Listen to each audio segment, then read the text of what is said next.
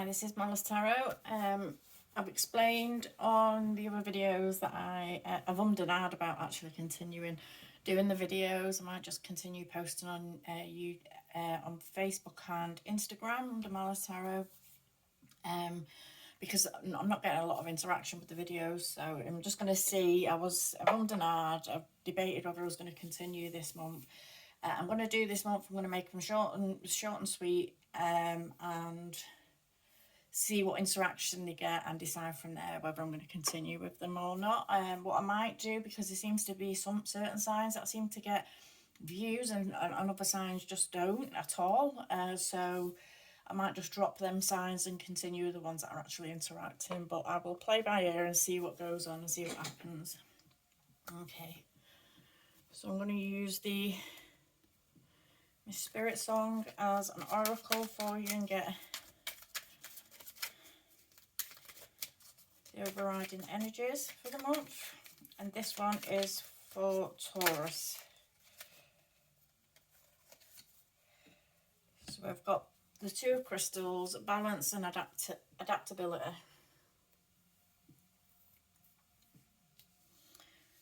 Okay, so balance and adaptability. So this would be the Two of Pentacles. The Two of Crystals would be the Two of Pentacles. So you may be finding that you've got a lot on your plate or that you're juggling a lot.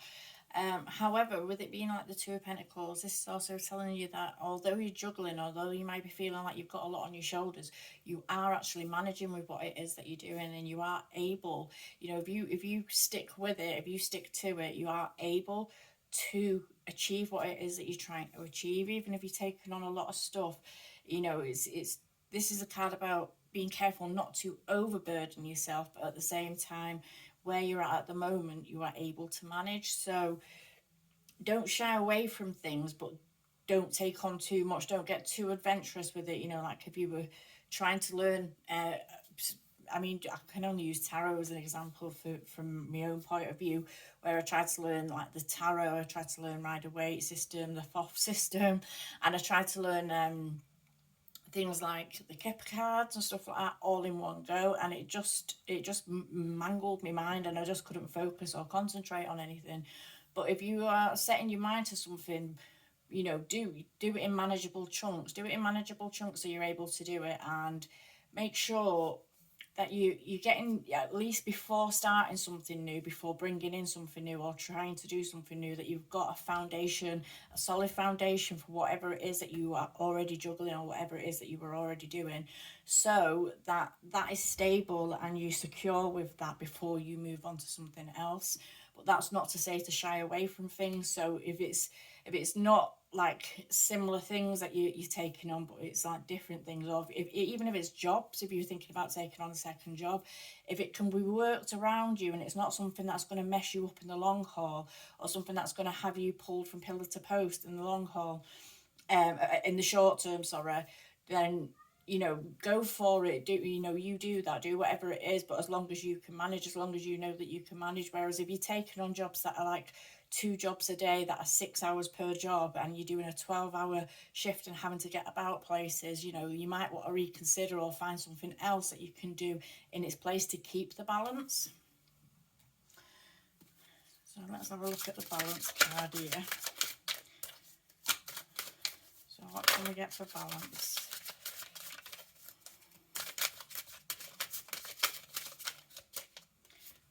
You. So I've got the Nine of Cups,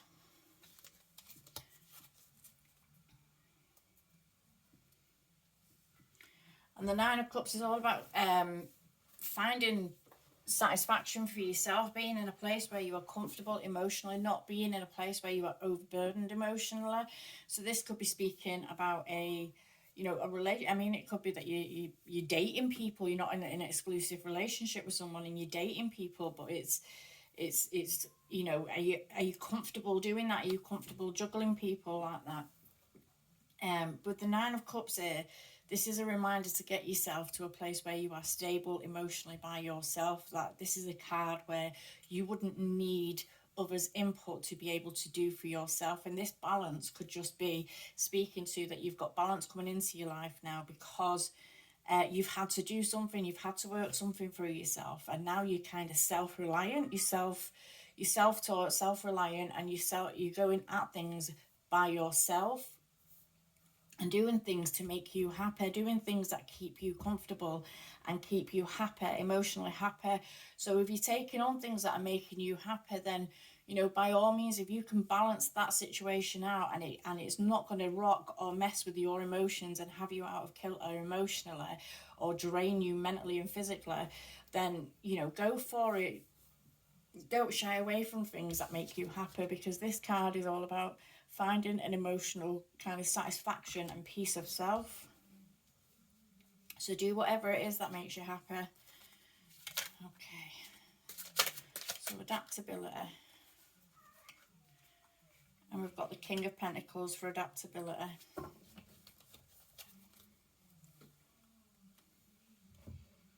And the King of Pentacles, oh my God, the King of Pentacles is someone who is, you know, he's very smart, very intelligent. He's someone that looks into stuff that he's doing. So with the adaptability, it's like, yeah, maybe you're taking on something new and you try to work out how it's going to fit into your life, or how you're going to keep things balanced within your life if you start taking on new projects or doing new things. And this could even be talking about having a, you know, having another baby. This could be talking about having another child, and how you're going to be able to balance like you work life, family relationships within, you know, with something like that. So it could be speaking to something like that as well.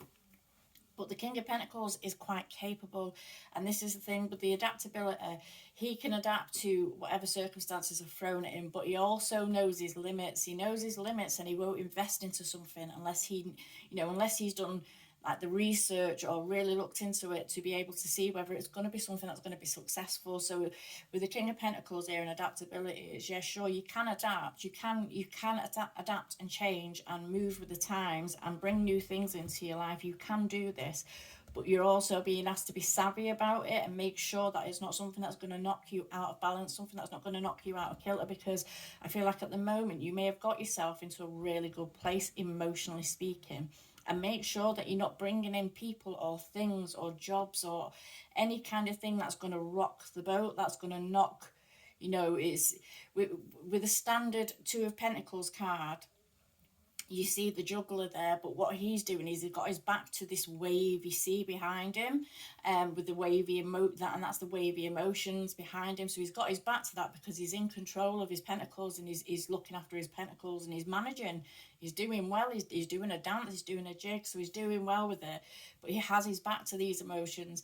And if we let something in that we've not vetted and made sure that it is going to be something that's going to be successful, or made sure that it's going to be something that's not going to knock us out of kilter, then waves can come rolling in and we can get knocked out of kilter because of it. So it's just making sure that you cross your T's, you dot your I's, and you look into everything and really look it through. Do the research on it before you invest time, money or effort and energy into it, or even emotions into it. But just make sure it's something that's not going to knock you out of balance. So there's that there. So these are like relationshipy type cards. I've got one flipped over. So let's see what's going on. Ooh. I'm taking all them. See what's going on relationship wise, or connections around you. It doesn't have to be a relationship, it can just be connections, friendships around you.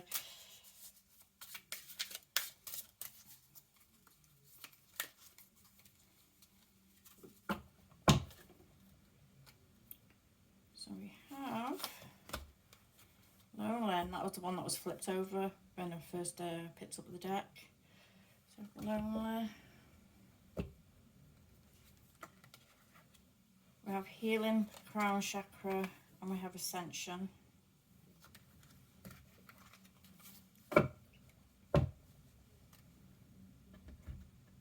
So aloneness and loneliness is two completely different things. And if you're feeling lonely, you could be dragged back into things that are not really for you, relationship-wise speaking or connection-wise speaking. You could be pulled back to something that's not for you because you're feeling lonely and because you're feeling so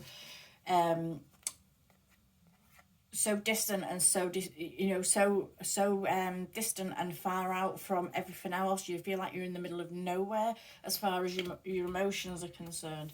So this could push you to then want to reconnect with people that are no good for you. But this can also, with the loneliness card being here, be why you are taking on more responsibilities or doing more things.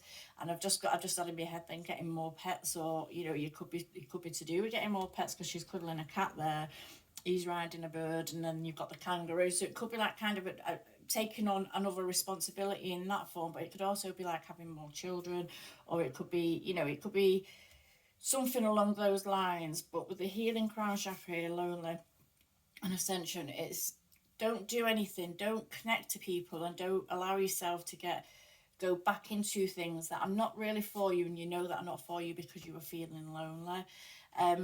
When we're in a state of loneliness, that's the time when we can start finding things to keep ourselves active, to keep our minds active, trying to reconnect, finding groups and stuff that we can reconnect with, or connect with and get into. And if that's finding a hobby or an interest, or and when I'm thinking of pets, it could be like a dog walking, so going out dog walking with groups of people and stuff like that. So it's just getting out of the house and getting out of the place where you're feeling like you're cut off from society or cut off from people around you.